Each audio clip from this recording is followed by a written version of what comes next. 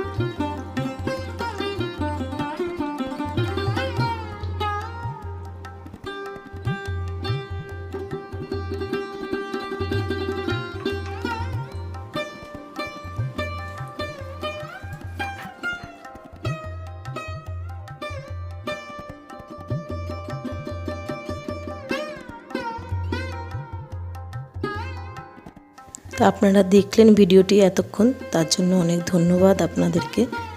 দেখুন একদম গরম গরম খিচুড়ি ধোয়া উঠছে। কলা পাতায় খিচুড়ি কী যে ভালো লাগে খেতে। যারা না খেয়েছে তারা বুঝবে না, কিন্তু যারা খেয়েছে তারা নিশ্চয়ই বুঝবে। আর হ্যাঁ, আলুর দমের রেসিপিটি আমি পরবর্তী ভিডিওতে নিয়ে আসব, কেন কি এই ভিডিওটা অনেকটাই বড় হয়ে যাচ্ছিল, তাই আলুর দমটা দেখাতে পারিনি আমি। পরবর্তী ভিডিওতে নিশ্চয়ই আপনাদের সঙ্গে শেয়ার করব আমি কীরমভাবে নিরামিষ আলুর দম বানিয়েছি। আলুর দমটাও খুবই সুন্দর হয়েছিল খেতে। তো যদি আমার ভিডিওটি ভালো লেগে থাকে আপনাদের, আমার ভিডিওটি লাইক করবেন, শেয়ার করবেন, আর হ্যাঁ, আমার চ্যানেলটিকে অবশ্যই সাবস্ক্রাইব করবেন, যাতে পরবর্তীকালে আপনারা আমার নতুন নতুন আরও রান্নার ভিডিও দেখতে পান। ভালো থাকবেন, ধন্যবাদ। দেখা হচ্ছে পরবর্তী ভিডিওতে।